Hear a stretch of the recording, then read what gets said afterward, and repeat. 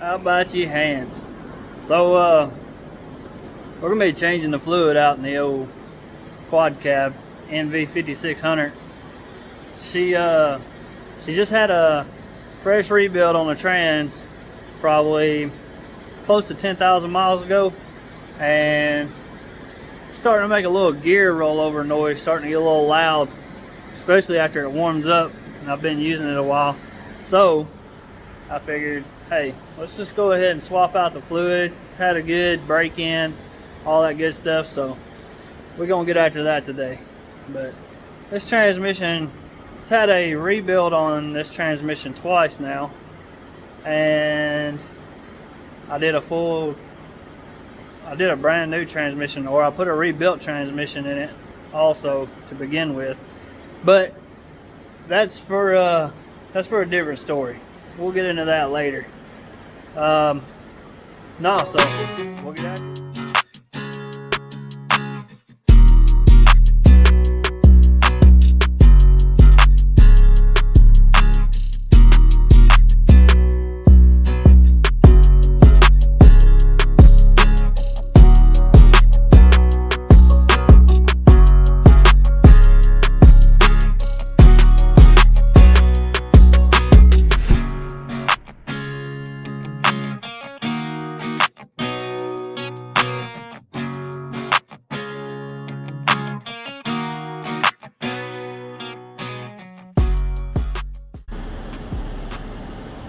Everything looks pretty good as far as I can tell.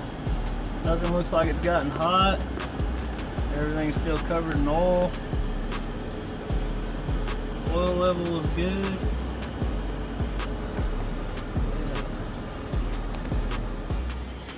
Alright, hands. While that thing is finishing up drip draining, we'll go ahead and we'll get the shift tower and everything took out of it, because I overfill mine by a quart from what Dodge specifications are, just so I know that back bearing and everything gets plenty of lubrication. So yeah, we'll start tearing into that. This transmission's been out so many times I don't even put the cap back on it.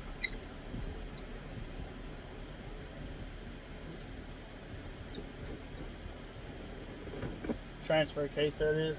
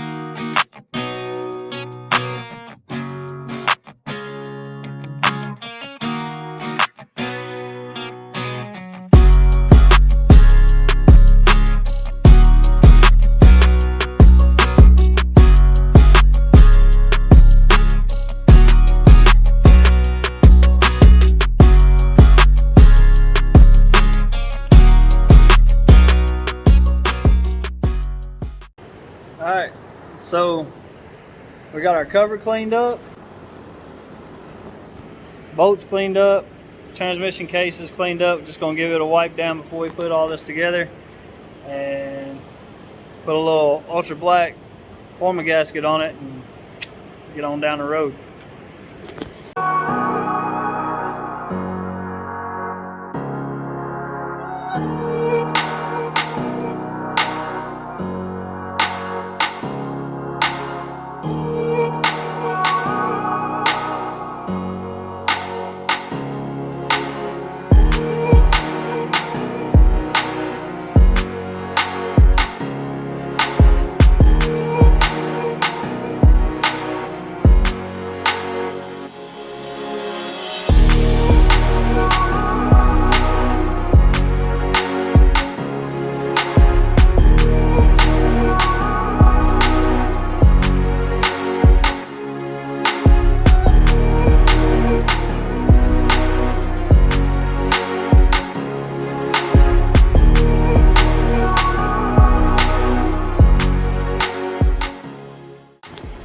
You ever notice how every one of these gear oil type bottles you get, it always does this?